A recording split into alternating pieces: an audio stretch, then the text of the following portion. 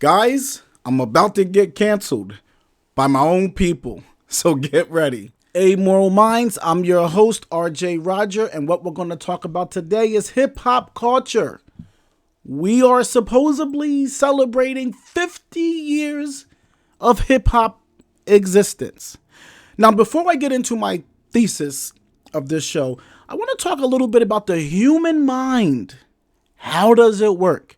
Now, the National Institute of Health, that's a government organization, they say that the most impressionable time of a human's life is between age 12 and age 24. So keep that in mind, age 12 to age 24. The Bobo doll experiment is a well-known study in psychology that examined the effects of observing aggressive behavior on children's behavior. In the 1960s, Albert Bandura conducted a series of experiments in which children were shown a video of an adult playing aggressively with a Bobo doll, such as hitting it with a mallet or throwing it around. The results showed that the children who observed the aggressive behavior were more likely to display aggressive behavior towards the doll when given the opportunity. This phenomenon, known as social learning, demonstrated the powerful impact that role models and observation can have on shaping behavior. And I also want to throw out one other statistic. Hip-hop audience is 66% between age 18 and 34 years old, okay? Highly impressionable time of people's lives. Now, hip-hop music, a little bit about the origins of hip-hop. It began in the early 70s as non-recorded music. It was largely an expression. It was largely art. It gave voice to black culture, the black community, to talk about social issues and things that it felt, all right? So there was no profit originally in hip-hop. So there was no reason for hip-hop to be destructive. Largely, it was an anti-violence, anti-drug culture, even more than it was a music. Hip-hop didn't start being recorded until the late 1970s. And once profit was introduced to hip-hop, that's when everything changed. Now, before I really get going in this video, I want to put a little asterisk out there, and I want to talk about a common thing that gets introduced in any analytical discussion. The B word, okay? As you watch this video, be cautious of the B word.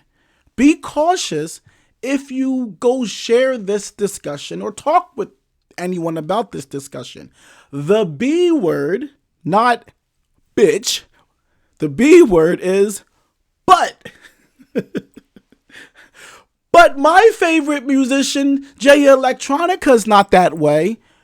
Well, I only listen to J. Cole, and he's not that way. The B word is underintelligent. It's underintelligence disguised as intelligence. It is when you present a strong argument on something with a mass amount of facts and reason, and someone introduces what I would call a statistical outlier with the goal of diluting your point or completely dismissing your point. There's no B word in this discussion, but I love J-Electronica hip-hop culture. J-Electronica, J. Cole, and a few others, maybe we could even throw Kendrick Lamar in there, they are not representative of the hip-hop music genre as a whole. Now, hip-hop as a music, I would argue, has been worse for black people, for black culture, than even slavery itself. And I would even argue that its leaders, that hip-hop leaders, are even worse for black people, to black people, than Steven from Django Unchained. Hip-hop, I said this in a previous show, is death music. Highly destructive. It promotes the worst elements of black culture. Promotes treating women as if they're nothing. We call our own women bitches, hoes, and whores and sluts. It promotes death, killing each other, violence, murder, criminality, drug use, drug distribution. It is, frankly speaking, an embarrassment of a music genre. I think it would be a fair point to ask, what are we celebrating? Has hip hop been good for the black community? Or has hip hop only been good, profitable, enriching for the people that are in hip hop business? So I want to shift gears a bit and talk about a woman by the name of Delores Tucker. And she's been attacked by people that look just like her. And she has fought so hard for the development of black people. Principle must come before profit. Instead of continuously exposing our youth to negative media that distorts their images of male-female relationships, that undermines the stability of our families, communities, and nation by encouraging violence, abuse, and sexism as acceptable behaviors, and perpetuates the cycle of low self-esteem of African American youth.